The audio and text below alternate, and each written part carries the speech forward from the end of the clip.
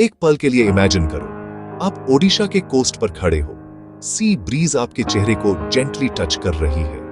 ऊपर बादल आकाश में ड्रिफ्ट कर रहे हैं, कभी कभी अलग होते हुए। सडनली सूरज की एक किरण टूट कर आती है। ये एक ऐसे स्ट्रक्चर पर पड़ती है जो बहुत बड़ा और ग्रैंड है। ये सिर्फ कोई मंदिर नहीं है, ये कोणार्क है। अब हम अपना ध्यान इस शानदार रथ के बेस की ओर मोड़ते हैं। चलने के लिए एक रथ को क्या चाहिए? पहिए, बिल्कुल। और यहाँ पहिए सिर्फ फंक्शनल एलिमेंट्स नहीं हैं, वे आर्ट और साइंस के मास्टरपीस हैं। कुल 24 हैं, हर एक विशाल जटिल रूप से खुदा हुआ पत्थर का पहिया। हर तरफ 12 पहिए। ये सिर्फ पहिए नहीं, ये समय के पहिए हैं, काल चक्र। हर पहिया एक पखवाड़ा, 24 मिलकर पूरा साल। हर पहिया लगभग 10 फीट डायमीटर, डिजाइन का अजूबा। हर पहिए में 8 मेजर स्पोक्स हैं।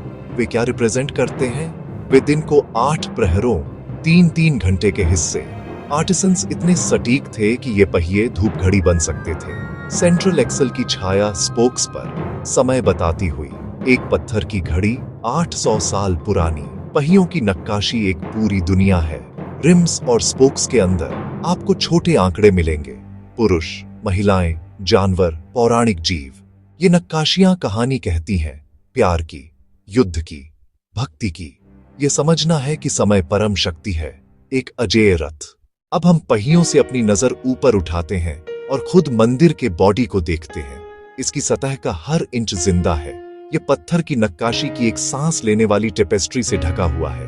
ये सिर्फ डेकोरेशन नहीं है, ये कहानियां हैं, हजारों हजार सदियों से हमें फुसफुसाती हुई। उन्होंने वही तराशा जो उन्होंने देखा, जो उन्होंने महसूस किया और जो वे मानते थे। पूरा मंदिर मानव अस्तित्व के समृद्ध और विविध ताने बाने को दर्शाता एक जीवंत कैनवास है।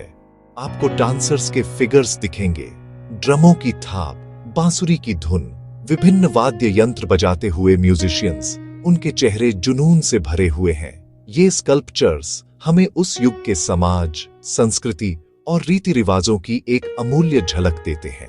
यह इतिहास है, किताबों में नहीं लिखा गया, बल्कि पत्थर में हमेशा के लिए खुदा हुआ। मंदिर की दीवारें मानव से परे की दुनिया को भी दर्शाती हैं। देवी देवता, स्वर्गीय प्राणी और पौराणिक कथाओं के फिगर्स। आपको शानदार हाथी, शक्तिशाली शेर और ग्रेसफुल घोड़े मिलेंगे। कुछ नक्काशी आकार में मॉन्यूमेंटल है, अन्य इतनी छोटी और डेलिकेट कि उनकी कलात्मकता की सराहना करने के लिए आपको बहुत ध्यान से देखना पड़ता है। यह उन हजारों कारीगरों की असीम कल्पना और कौशल का एक प्रमाण है जिन्होंने अपना जीवन इस प्रोजेक्ट को समर्पित कर दिया। इस मंदिर के चारों ओर चलना पत्थर की भाषा में लिखी एक महान महाकाव्य कविता पढ़ना है। हर स्कल्पचर एक शब्द है, हर पैनल एक वाक्य है, और साथ में वे मानवता की कालातीत कहानी बताते हैं। जबकि कोणार्क कला और आस्था का एक अजूबा है, यह विज्ञान और इंजीनियरिंग की भी एक जीत है। किसी को यह पूछना होगा कि 13वीं शताब्दी की टेक्नोलॉजी से इतनी विशाल संरचना कैसे बनाई गई। कई टन वजनी पत्थर के विशाल ब्लॉक इतनी सटीकता के साथ कैसे उठाए और रखे गए। जवाब, प्राचीन भारत के स्थपतियों के शानदार दिमाग में भौतिकी, ज्यामिति, संरचनात्मक यांत्रिकी की गहरी समझ। मंदिर का ओरिएंटेशन ही एक वैज्ञानिक अजूबा है। यह पूर्व पश्चिम अक्ष के साथ संरेखित है। उगते सूरज की पहली किरणें मुख्य प्रवेश द्वार नाटा मंदिर से होकर गुजरती हैं और गर्भगृह को रोशन करती है। उस पल की कल्पना करो, प्रकाश की एक किरण सीधे सूर्य देव की मूर्ति पर पड़ती है। यह एक दिव्य और शानदार दृश्य होगा।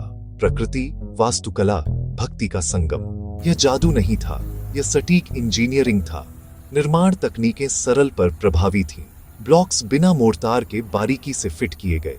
बिल्डरों ने रैंप, पुली और लीवर का प्रयोग किया।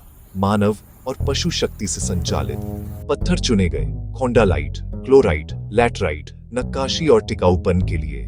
नींव से लेकर शिखर तक स्थापत्य सिद्धांत और शिल्प शास्त्र ने मार्गदर्शन किया। बताया जाता है कि टॉवर के ऊपर एक विशाल लोडस्टोन था जो गिर गया। कहा जाता है यह चुंबक इतना शक्तिशाली था कि उसने संरचना और मूर्ति को प्रभावित किया। किंवदंती की सच्चाई पर बहस है, पर यह उन्नत चुंबकत्व के ज्ञान का संकेत देता है। कोणार्क केवल पूजा स्थल नहीं, बल्कि प्राचीन विज्ञान का विश्वविद्यालय है जो हमारी आधुनिक धारणाओं को चुनौती देता है।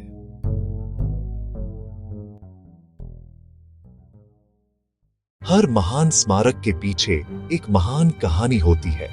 कोणार्क की कहानी इसके निर्माता पूर्वी गंगा राजवंश के राजा नरसिंहदेव प्रथम से अटूट रूप से जुड़ी हुई है। उन्होंने इतनी महत्वाकांक्षी और महंगी परियोजना क्यों शुरू की? इतिहास बताता है कि यह एक महत्वपूर्ण सैन्य विजय का स्मरण करने के लिए था। मंदिर उनकी शक्ति, उनकी भक्ति और उनके संरक्षक देवता सूर्य देव के प्रति उनकी कृतज्ञता। कहा जाता है कि राजा के शानदार विजन को साकार करने के लिए 12,000 कारीगरों ने 12 साल तक अथक परिश्रम किया। एक लोकप्रिय किंवदंती धर्मापाड़ा की बात करती है, जो मुख्य वास्तुकार बिसु महाराणा का 12 वर्षीय बेटा था। जब कारीगर अंतिम शिखर पत्थर को रखने में असमर्थ थे, इस छोटे लड़के ने खुद जटिल समस्या को हल किया। हालांकि कारीगरों को बचाने के लिए उसने मंदिर के ऊपर से समुद्र में कूदकर अपना जीवन बलिदान कर दिया। समय कोणार्क के प्रति हमेशा दयालु नहीं रहा है। नमक और रेत से भरी समुद्री हवा ने पत्थर को मिटा दिया है। मुख्य टॉवर, जो 200 फीट से अधिक ऊंचा बताया जाता था, सदियों पहले ढह गया। लंबे समय तक मंदिर उपेक्षा में पड़ा रहा। 20वीं शताब्दी की शुरुआत में संरक्षण के ठोस प्रयास शुरू हुए। आज यह एक संरक्षित स्मारक के रूप में खड़ा है, पूरी मानवता के लिए एक खजाना, जो हमें भविष्य के लिए अपने अतीत की रक्षा करने के कर्तव्य की याद दिलाता है। जैसे ही कोणार्क पर सूरज डूबता है, यह कला, इतिहास और विज्ञान के प्रेमियों के लिए एक तीर्थ स्थान है। यह हमारी गौरवशाली विरासत और हमारे पूर्वजों की कालातीत प्रतिभा का एक शक्तिशाली अनुस्मारक है। कोणार्क सिर्फ एक मंदिर नहीं है, ये भारत की आत्मा है, पत्थर में खुदी हुई। ये भारत की कला, संस्कृति और विज्ञान का प्रतीक है। कोणार्क केवल एक मंदिर नहीं, ये भारत की कला, संस्कृति और विज्ञान का अद्भुत प्रतीक है। 13वीं शताब्दी में राजा नरसिम्हदेव प्रथम का विजन आज भी चमकता है। कोणार्क केवल एक मंदिर नहीं, ये भारत की कला, संस्कृति और विज्ञान का अद्भुत प्रतीक है।